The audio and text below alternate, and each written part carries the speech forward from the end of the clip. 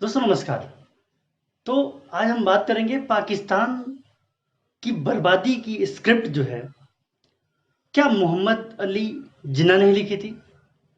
दोस्तों देखिए, जो प्रकरण आज़ादी के बाद से आज तक चलते आया है, भारत और पाकिस्तान एक साथ आज़ाद हुए, जिस कंडीशन में इंडिया है और जिस कंडीशन में आज पाकिस्तान है, कहीं ना कहीं ये फासला 70 वर्षों में 700 वर्षों का चला गया है। और शायद ये भी मुमकिन है कि पाकिस्तान इंडिया बनने की ख्वाब सजोए सजोए बर्बाद ना हो जाए, क्योंकि जिस रास्ते पे चल पड़ा है वो कहीं ना कहीं दुख इस बात का होता है कि एक पड़ोसी मुल्क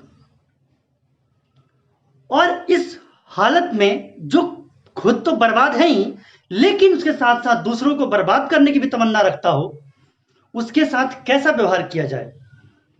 तो देखिए दोस्तों, जब 1947 में हम आज़ाद हुए, पाकिस्तान चाहिए था मुस्लिम लीग को, मिला उनको, लेकिन देखिए मोहम्मद अली जिन्ना ने ही पाकिस्तान के बंटवारे के साथ उसकी बर्बादी की भी स्क्रिप्ट लिख दी थी। देखिए, क्योंकि बर्बाद होने के लिए क्या चाहिए होता है किसी को? अगर आपको लोभ हो गया ज्यादा, अगर आप ग्रीडी हो गए, लालची हो गए आप, तो आप बर्बादी की तरफ एक कदम रख चुके हैं। और same thing was happen with mister जिन्ना।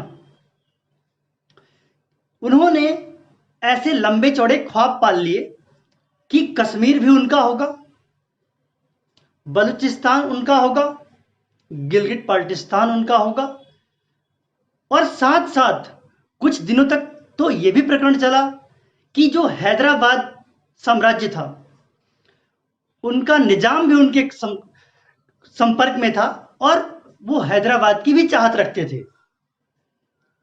तो आजादी के साथ ही सुकून की जिंदगी पाकिस्तान के लिए शुरू नहीं हुई और बेचैनी के दिन शुरू हो गए, और ये लोभ रूपी जो रावण है उसको घेरे रखा मोहम्मद अली जिन्ना को। देखिए, जब लोभ की पूर्ति नहीं हो पाती ना, जब लोभ जो जिस चीज की लोभ करता है इंसान और वो पूर्ति नहीं होती, तो क्रोध आता है। दूसरे नंबर पे लोभ से उनको पूर्ति नहीं हुई, कश्मीर पे हमला किया, कुछ हिस्सा यूनाइटेड नेशन के इंटरवेंशन के बाद छोड़ना पड़ा, जो कि हमारे पार्ट पे गलत था, हमें नहीं करना चाहिए था।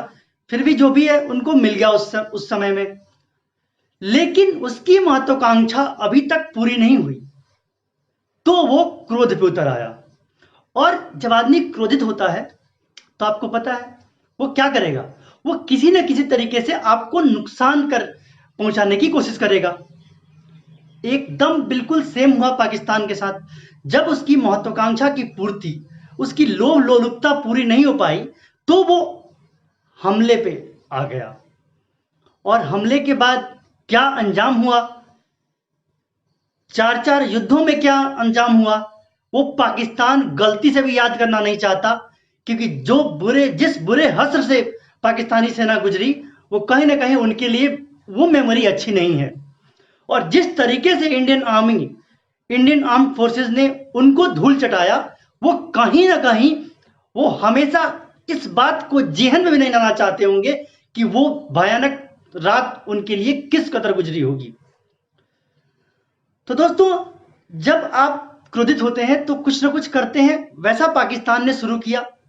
पाकिस्तान लगातार हारते गया, और वो उसकी युद्ध की जो महत्वाकांक्षा थी कि युद्ध के जरिए मैं अपने लोभ को पूरा करूंगा, जो मोहम्मद अली जिन्ना ने रखी थी, वो लोभ पूरी होती हुई तो दिखी नहीं। लेकिन उसका पूर्वी पाकिस्तान, जो आज का बांग्लादेश है, वो उसके हाथ से निकल गया, और फाइनली जो है पाकिस्तान के दो पार्ट हो गए। ये लोभ का ही परिणाम था। ये मोहम्मद अली जिन्ना की देन है कि उनको, पाकिस्तानियों को इस बुरे दौर से गुजरना पड़ा। लेकिन समझ अभी भी नहीं आई है, वो स्टेट, वो राष्ट्र जो कि अपने लोगों को एक वक्त का खाना, एक वक्त की दवाई या एक हॉस्पिटल का बेड नहीं दे सकता, वो भारत को तोड़ने की कोशिश करता है, जिस तरीके से आज कश्मीर में अंजाम होता है, जिस तरीके से प्रॉक्सी वॉर लड़ा जा रहा है, उस तरीके से करके। तो दोस्तों, जब आदमी क्रोधित होता है, गलत एक्टिविटी करता है, गलत एक्टिविटी में प्रॉक्सी वॉर छेड़ा पाकिस्तान ने, टेररिज्म के थ्रू लड़ाई करी और बहुत सारी चीजें उसने ऐसा करा, जैसे मिस इन्फॉर्मेशन, प्रोपेगेंडा फैलाना, गलत अर्थों में जिहाद को ले जाना, ये सारी चीजें जो पाकिस्तान के बस की बात थी उसने कर लिया। लेकिन दुर्भाग्य की बात यह है कि उनके हुक्मरानों को अभी भी यह समझ नहीं आता कि वो कर क्या रहे हैं और होना क्या चाह रहे हैं, वो चाह क्या रहे हैं और क्या वो जो चाह रहे हैं वो हो पाएगा, उनकी क्षमता है कि वो कर लें। मुझे कम से कम ऐसा लगता है कि अब उनके हुक्मरानों को अकल आ जानी चाहिए कि वो चीजों को समझें और आ जाए हमारी शरण में। हम डेफिनेटली उनको आश्रय देंगे। दोस्तों, जब आदमी गलत एक्टिविटी करके भी थक जाता है तो उसका मानसिक संतुलन खो जाता है। क्या होता है? उसका मानसिक संतुलन खो जाता है। पाकिस्तान अब इसी दौर से गुजर रहा है। पाकिस्तान के हुक्मरानों का मानसिक संतुलन खो गया है, क्योंकि पाकिस्तान में कोरोना ऐसे बढ़ रहा है, उसके केसेस को दबाए जा रहे हैं, क्योंकि उनके पास हॉस्पिटल्स नहीं है, डॉक्टर्स नहीं है, स्टाफ नहीं है, ना मेडिसिन है, ना उनको रख के बिठा के खिलाने के लिए उनके पास अनाज है। उनको, अगर आपने देखा हो, टेंट में रखा जा रहा है, ऐसे फेंका जा रहा है जैसे कोई लाश हो, ना कोई वहां पे खाना पूछना, ना वहां पे सैनिटाइजेशन की कोई व्यवस्था है, ना पीने का शुद्ध पानी है, और ना एक वक्त की रोटी और दवाई है। दोस्तों, ये हालत है पाकिस्तानियों की जो दम भरते हैं कश्मीर लेने की। तो मानसिक संतुलन खोने के और भी सारे प्रमाण हैं हमारे पास। आपने सुना होगा बहुत, अभी लास्ट के 1 ईयर से वहां के एक मंत्री हैं, रेल मंत्री हैं, शेख रशीद अहमद साहब। ये जनाब भारत के खिलाफ हमेशा लड़ते रहते हैं। शायद इनको चैन से नींद आती होगी नहीं, इसको मुझे डाउट लगता है इसमें कि इसको नींद आती है कि नहीं। इसको हर वक्त भारत पे हमले का सपना आता है, हर वक्त लगता है कि ये पाकिस्तान जो है वो भारत पे बॉम्ब फेंक रहा है। और पता है, सबसे अच्छी बात यह है कि ये हमेशा अपने पॉकेट में 100 ग्राम, 200 ग्राम, 250 ग्राम, 500 ग्राम और 1 किलो का परमाणु बम लेके चलता है। ये हर वक्त चलता है। ये चाहे कहीं भी सोया रहे तब भी ये परमाणु बम रखता है कि कब भारत वाले आए और उन पर फेंक दूंगा मैं। तो ये ऐसा मंत्री है ये।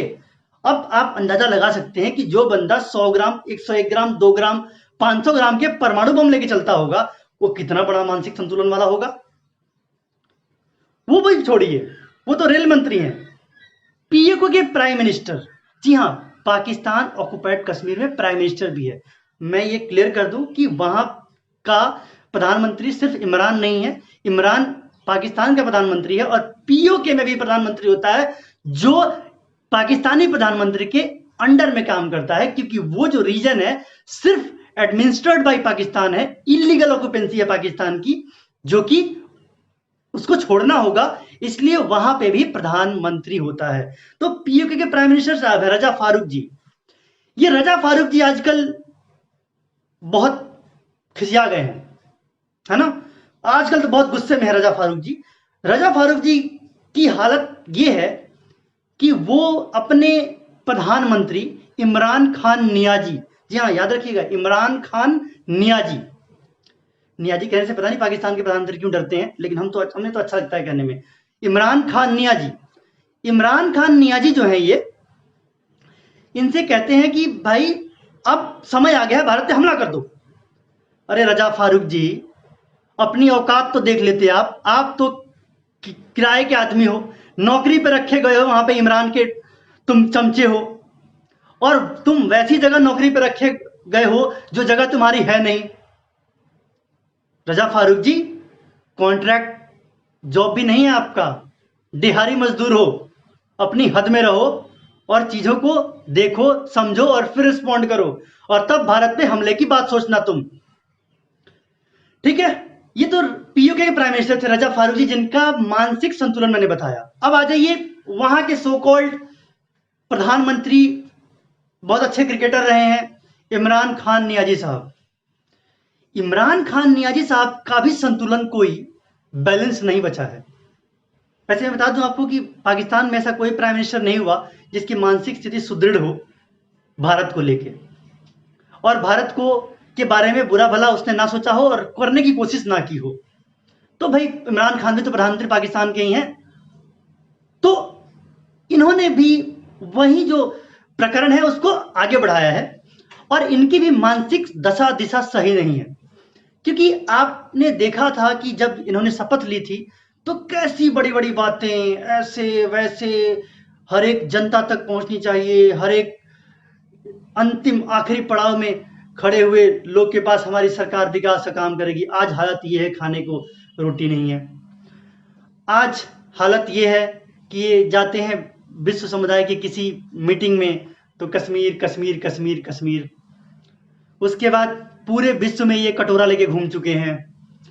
और सबसे बड़ी बात कि पूरे विश्व में इनके आचार व्यवहार और इनके वक्तव्यों से पाकिस्तान की जो भद्द पिटी है वो कम से कम इमरान खान नियाजी को देखना चाहिए। इससे पता चलता है कि उनकी औकात क्या है। भाई साहब, ये क्रिकेट का मैदान नहीं है।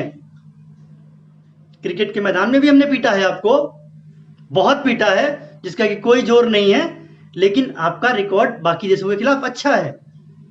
लेकिन आप जो हैं, जिस मुल्क के प्रधानमंत्री हैं, वो मुल्क लुटा पिटा और अब मानसिक संतुलन खोता हुआ दिख रहा है। और इस तरीके से आके आप जिस तरीके की हरकत कर रहे हैं वो कहीं ना कहीं पाकिस्तान को बर्बादी में बहुत कम दिन बचा के रखेगा। और मैं बता रहा हूं आपको कि मोहम्मद अली जिन्ना की लिखी हुई इस स्क्रिप्ट से अगर आप थोड़ा सा भी सोचते हैं कि दूर जाना चाहिए तो कृपया अपने आप को दूर रखें। इसी में पाकिस्तान की भलाई है। नमस्कार।